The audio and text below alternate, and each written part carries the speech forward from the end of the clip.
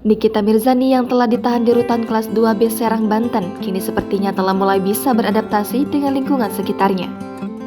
Di balik kesusahannya, ia pun masih menyempatkan diri untuk berbagi kebahagiaan bersama dengan penghuni lainnya di tahanan. Nikita dikabarkan mentraktir tahanan lain dengan membelikan pizza untuk 700 orang di ruang tahanan tersebut. Dibantu oleh para asistennya untuk memesankan pizza bagi semua tahanan di tempat Nikita berada saat ini. Tak tanggung-tanggung, bahkan mereka sampai membeli pizza berloyang-loyang banyaknya, hingga harus merogoh kocek sebesar 10 juta rupiah. Nikita yang resmi ditahan sejak 25 Oktober lalu. Sebelumnya, Tito Mahendra yang digadang-gadang sebagai kekasih Nindi Ayunda melaporkannya atas tudingan pencemaran nama baik dan melanggar Undang-Undang ITE. Kemudian, pada 27 Oktober, akun TikTok Nikita Mirzani yang kini dikelola oleh asistennya mengunggah video baru. Pada unggahannya tersebut, Nikita Mirzani diketahui ingin makan pizza.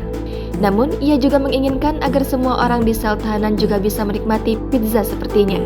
Akhirnya, asisten Nikita Mirzani pun membeli berloyang-loyang pizza yang bisa dikonsumsi oleh 700 orang dan menghabiskan dana hingga 10,3 juta rupiah untuk semua pizza pesanan Nikita Mirzani. Bahkan, tumpukan pizza tersebut tidak muat hanya dibawa oleh satu mobil, sehingga mereka harus menggunakan jasa transportasi online untuk mengangkutnya lalu dibawa ke rutan kelas 2B Serang, Banten. Jangan lupa subscribe, share, komen, dan like ya.